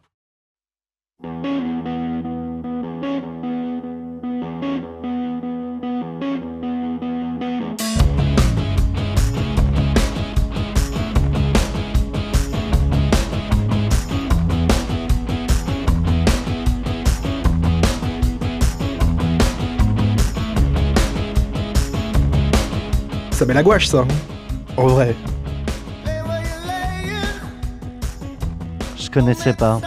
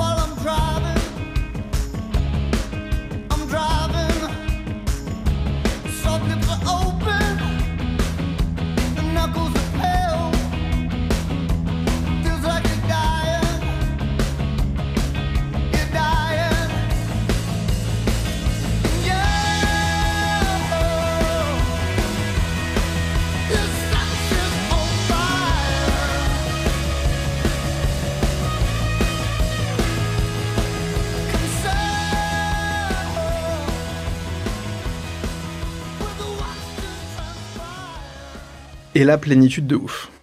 Je suis sorti de mon aventure. Trop bien. Il n'est pas question que je m'endorme. D'où cette musique qui reste quand même assez péchue. Et il faut qu'il y ait du rythme, il faut qu'il y ait plusieurs personnes autour de moi. Il y a ma nouvelle compagne. Comme je te dis, il y a le Covid. On a prévu de faire un tour du monde de ouf. Finalement, on se retrouve 4 mois enfermés aux Antilles parce que c'est le seul endroit où les frontières nous ont permis de rentrer sans faire les margoulins. Et donc, tout de suite, le choc des cultures, comme je te dis, il faut que ça bouge, je veux pas m'endormir, je me retrouve enfermé sur des îles, slow life. 3 mois et demi de slow life. Bon, ça te laisse le temps, là aussi, de redescendre. Pire comme enfermement. Ouais, vraiment, j'étais pas malheureux, on n'était pas malheureux, c'était incroyable. Et surtout, ça m'offre cette période de redescente et d'accepter le fait qu'il y a un moment, t'es entrepreneur, t'as la fame, t'as le power de ta place dans l'organigramme, t'as réussi à vendre, mais c'est tout. Voilà, c'est cool, tu vois. Encore une fois, là, je me retrouve... Ça fait pas tout. Non, je me retrouve moi-même, tout seul. Il n'y a pas mes clients. Mon téléphone sonne plus parce que j'ai fait ma passation. Je le vis pas mal. Ouais, c'est ce que j'allais dire, Non. certains le vivent très très mal. Plus Ouais. rien dans l'agenda, plus de téléphone qui sonne. Ah Non. si, peut-être encore pour te vendre du CPF. Ouais, voilà, comme tout le monde. Mais si tu veux, Ah ben vous allez bien, mais j'ai le temps pour vous répondre. je le vis pas mal parce que ça y est, ce chapitre se clôture. Je l'ai clôturé le plus proprement du monde possible. Il y a des choses dont je suis fier, d'autres un petit peu moins, mais globalement, quand je regarde, je look back 5 ans en arrière entre le pari fou et la trajectoire, évidemment, je suis pas à la tête d'un empire de 250 personnes et que j'ai vendu une fortune qui me permet d'être entier, mais c'était pas l'objectif. Donc je suis fier absolument de la trajectoire qui a été déployée. Je me retrouve pas vide de sens, parce qu'à ce moment-là, je suis plus seul. Voilà, ce qui est aussi le cas de plein d'entrepreneurs, hein, de nouveau. Hein. Ta réussite pro, mais en vrai, c'est pas ça la vie. Et si à la fin, tu te retrouves plein aux as, seul, à te dire, mais en fait, tout ça pourquoi fais chier. Et ton rip vient pas à ton enterrement. Non, exactement. Donc vraiment, là, ce sentiment de plénitude au soleil, c'est cool. Et ce qui me laisse le temps de réfléchir à qu'est-ce que je veux faire du reste de ma life. Et ça tombe bien, j'ai 35 ans, donc j'ai plein de temps. Se pose la question de entrepreneuriat de nouveau ou pas, ce qui est l'hypothèse, enfin je suis piqué, donc j'y retourne, évidemment. Sauf que l'arrivée d'enfants dans tout ça, donc voilà, le sentiment d'accomplissement sur un autre projet qui est tout aussi entrepreneurial que d'autres. Hein. Et donc le kiff, et ce qui fait que à ce moment-là, ravi, et ce qui me laisse le temps de réfléchir, est-ce que je veux repartir sur la start-up, est-ce que je veux être salarié, parce que je n'ai jamais été salarié à ce moment-là de ma vie, ou est-ce que je continue à chiller momentanément et je passe pas à côté de mon rôle de père. Et c'est cette troisième piste que je choisis, d'où les 2 ans qui n'ont pas été finalement Ça fait un tour du monde. mais Ouais.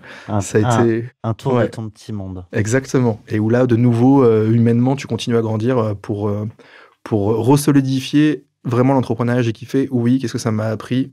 Sur quoi j'ai été mauvais? Et est-ce que là, à 36, 37 ans, je vais être le même entrepreneur que quand j'ai commencé à 29 ans? Non. Et comment est-ce que je capitalise sur tout ce que j'ai appris dans la phase d'entrepreneuriat, dans les échecs que j'ai eus sur la session de cette vente, et dans les échecs que moi, personnellement, j'ai orchestré moi-même dans l'intégration de ma boîte. Tu vois, tout ça pour essayer de resolidifier une recette sur c'est quoi le Greg 2.0 entrepreneur qui, si j'étais confronté au même choix de vie que j'ai fait, je les aborderais mieux. Voilà. Sans chercher de responsabilité chez les autres. C'est ça l'expérience. Hein. En tout cas, c'est humblement. savoir qu'on refera Ouais. jamais exactement de la même manière, mais par regretter malgré tout. Exactement, faut par pas. quoi on est passé. Non, faut pas. Et je regrette rien, hein. Vraiment, si c'était à refaire, je referais et je me réaccrocherais de la même façon avec les repreneurs et je leur redirais merci de la même façon pour certains faits. Sans selfie. Sans selfie, voilà. Très rapidement, parce que je vois le timing. l'horloge qui tourne, ouais. Nouvelle aventure. Ouais. Aujourd'hui, avec les Big Boss. Oui. C'est Vincent Klingbeil qui vient de chercher. Comment ça se Non. fait, cette histoire? Alors, histoire marrante, en fait, à ce moment-là, donc je resolidifie, je veux refaire de l'entrepreneuriat, je me réadosse, je réactive mon réseau, et tout le monde me propose plein de choses. Et là, je suis confronté au même choix que plein de personnes. J'avais une boîte du X Analytics qui a plutôt bien marché, mon réseau reconnaissait ma valeur, et tout le monde me propose, tu sais quoi, on voudrait que tu refasses Edo avec nous. Donc là, tu te dis, humainement, entrepreneurialement, est-ce que je refais la même chose, je reste dans ma zone de confort, et en vrai, 5 ans après, est-ce que c'est le même marché, est-ce que c'est les mêmes attentes? Ou est-ce que je me dis, Je viens de mûrir tous les trucs que je devrais faire mieux en tant que fédérateur de collectif, de dessiner un projet d'entreprise, un projet opérationnel qui crée de la valeur. J'ai plutôt envie de partir là-dessus. Tu vois, donc on me propose plein de trucs de refais la même chose qu'avant, t'es incroyable, ça va être super. Ouais, mais c'est all news, les gars. Finalement, je retrouve 2 personnes qui me proposent un projet qui me fait kiffer et qui me disent on va appeler tes anciens clients pour faire des ref calls. Ok, bon, pourquoi pas. Mais en vrai, les gars, ça me fait chier parce que vous faites tous des ref calls sur ma tête. Et ben moi aussi. Je vais faire un ref call sur vos têtes. Qui de mieux Normal. placé à ce moment-là, à ce moment-là, je me dis qui je peux appeler pour faire un ref call sur ces entrepreneurs. Je pense à Hervé Bloch. Voilà, le avec qui fondateur des Big Boss, Exactement. qu'on a reçu dans Cash Out également, qui racontait la session justement à EDG. Exactement. Avec qui j'ai eu de très bons rapports et pour qui je suis infiniment reconnaissant parce qu'il m'a donné ma chance dans la communauté Big Boss à l'époque. Donc, je l'appelle très humblement pour lui dire Hervé, comment ça va, bisous, qu'est-ce que tu penses de Pierre et de Paul? Il me répond ah non, mais attends, mais là t'es sur le marché? Ok, parce que moi j'ai un plan à te proposer. J'ai 48 ans, je cherche mon plan de succession à horizon 2 ans. Là, à ce moment-là, il a déjà vendu? Pas encore. Enfin, lui, il a vendu. En fait, il a intégré EDG en 2019. C'était la Oui, première c'est ça. acquisition. Donc, on est après. Voilà. Ok. Et on est juste avant la fin de leur EBO. Il me dit juste voilà, moi, horizon 2 ans, je veux quitter le navire. Ça a déjà été communiqué à nos fonds d'investissement et je cherche un plan de succession. Est-ce que ça t'intéresse? Et en vrai, de ouf, parce que, ça me fait sortir de UX Analytics et tout, rien à voir avec la choucroute. Tout en étant dans un monde que tu connais quand même. Profondément coloré marketing digital, sur lequel je peux apporter toute mon expertise sur l'optimisation de la conversion, le parcours client, la connaissance client, et sans arriver avec ces biais de, en fait, ça fait 15 ans que je suis dans l'événementiel, donc, tu vois, je pense pouvoir avoir des choses à apporter avec mon bagage. Et surtout, ça me permet de prendre la direction d'un groupe, plusieurs structures, plus de personnel, et donc ça m'excite énormément dans cette track de je veux me challenger sur mon rôle d'entrepreneur DG d'un groupe intégré avec des ambitions de build-up. Donc définitivement, je plonge la tête la première et à fond dans un contexte où j'attends mon 2e gamin et où je me dis Félicitations. merci. Et je me dis, dis je pense que quand on diffuse, tu aurais eu 41 ans, mais sinon c'est demain. Et oui, par rapport à la diffusion, c'était la semaine dernière. Donc il n'est pas trop tard pour ceux qui te connaissent, qui t'écoutent, de te souhaiter un joyeux anniversaire si Merci. LinkedIn ne leur a pas déjà proposé. exactement. Et donc là, effectivement, je reprends la direction de Business & Co et des Big Boss, et je trouve que la boucle est joliment bouclée, de venir rendre à cet asset, en tout cas essayer de contribuer par rapport à ce qu'il m'a donné. Écoute, vous allez nous envoyer plein de nouveaux clients pour Cash Out, Carrément. j'espère. Il n'y a pas de Déjà, raison. juste avec EDG, enfin Vincent, je pense, rachète tellement de boîtes que Oui. il nous fait nos 5 saisons prochaines. Là, sans souci. Et ouais, non, effectivement, le but, c'est de continuer à contribuer activement à la réalisation de success story entrepreneuriales. C'est un peu ça, la proposition de valeur des Big Boss, c'est de faire rencontrer des prestataires de services, des technos innovantes, des startups, dans le sens littéral du terme, et de les mettre en relation avec le tissu économique français. Et ça permet de faire émerger, en fait, des rising stars technologiques ou commerciales qui se réalisent dans leur parcours entrepreneurial. Et c'est ça l'essence des Big Boss, c'est de permettre ces success stories au service de la contribution de la valeur ajoutée pour le tissu économique français. Waouh! Mais en vrai, j'y crois. Dis-le 3 fois de suite. Voilà. Mais en vrai, j'y crois parce que j'incarne humblement l'une de ces success stories. Ouais. Vincent aussi, Vincent Klingbeil, le boss de DG. Et donc incroyable. Qui a racheté les Big Boss. Exactement. Qui a aussi rendu. À César ce qui était à César. Voilà. Donc, tu vois, je trouve que là, c'est plein de valeurs, c'est incroyable. Et indirectement, pour reboucler la boucle sur le PMI, ce qui a aussi réussi à me séduire sur le projet EDG / les Big Boss, c'est qu'il y a un département M&A structuré et qu'il y a une cellule PMI dédiée à toute cette practice. Voilà. Et qu'il y a un indicateur là aussi, c'est pas un red flag, c'est waouh, il y a un enjeu de maturité là-dessus qui me donne envie, moi, de continuer à grandir et de me challenger sur si demain j'étais à la place de Lineup 7, comment je jouerais, comment je gérerais et comment est-ce que j'essaierais de m'assurer que je me retrouve pas de l'autre côté de la barrière il y a 5 ans. J'invite celles et ceux qui voudraient aller écouter les épisodes d'Hervé et de Vincent. L'épisode de Vincent Klingbeil, c'est l'épisode 8. Je suis pas sûr qu'on ait une version sur YouTube, donc il faudra aller sur les plateformes d'écoute podcast pour l'écouter. Et Hervé, l'épisode 28, mon ex-femme a tout fait capoter la veille du deal. Titre un peu, mais réel. Et je regarde Jérémy Bendayan. Je crois que c'était comment vous vendre sa boîte à 1 milliard, si je dis pas de bêtises. Hop, Jérémy cash out. Tac, tac, tac, tac, tac, il est là. Non, l'argent ne fait pas la liberté, épisode 13. Et ce qui fait la liberté, c'est aussi la musique. Et on va se quitter en musique, mon cher Grégory, avec Bob Marley. Exactement. Three Little Birds. On peut chanter là. Tout va bien se passer. Donc c'est la musique qu'on vous demande sur comment vous avez fêté le deal. Donc là, on est sur les îles, on est en soirée avec les copains. Exactement. C'est un peu ces 2 ans passés. C'est vraiment la consécration de tous les efforts, tous les sacrifices qui ont été faits au service d'un projet pro. Ok, il y a eu un enrichissement personnel, mais un enrichissement humain incroyable. Fier plus que d'avoir vendu, mais je suis plutôt fier de pas avoir fini l'aventure seul, ce qui est important en vrai. Ouais. Et en vrai, voilà, quand on subit pas sa carrière ou sa dérivée de vie, et qu'on est acteur de tout ça, en vrai, tout se passe bien. C'est un peu ça le message. Est-ce que le message, il est pas aussi pour ta famille, au début de ton aventure, qu'est de leur dire sois heureux, oui. Ne t'en fais pas, chaque petite chose se passera très bien. Oui, exactement. Voilà.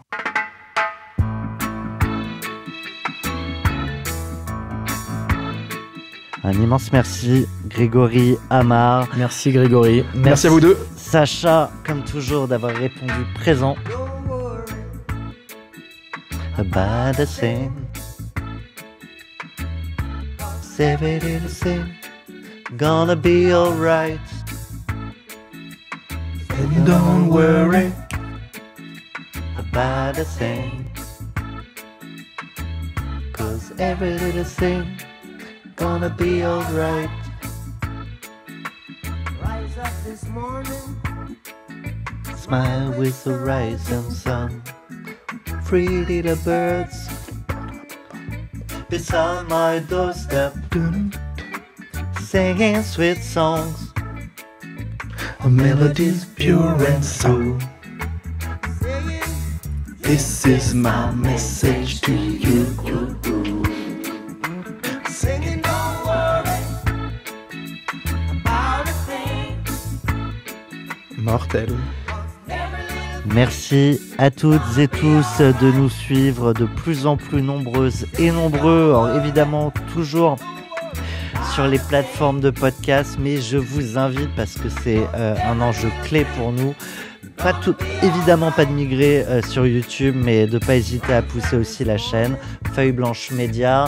Pour les amateurs de cash out, vous y trouverez également le petit dernier de la famille Média Feuille Blanche, Planté, où on parle d'une autre sortie possible de boîte. C'est le fait de l'amener au tribunal de commerce. Et c'est aussi important, et c'est aussi Exactement. un sujet en fait où en tant qu'entrepreneur t'es pas préparé, et ça manquait un peu de littérature, donc Aussi beaucoup de learning. Ouais. et puis pareil, à la fin, je vais pas dire que tout se passe bien, mais en tout cas on se relève même des échecs. Merci Greg. Cash Out. Merci. Merci Sacha, Merci merci à Thomas, vous. merci Grégory. C'était top. Merci beaucoup.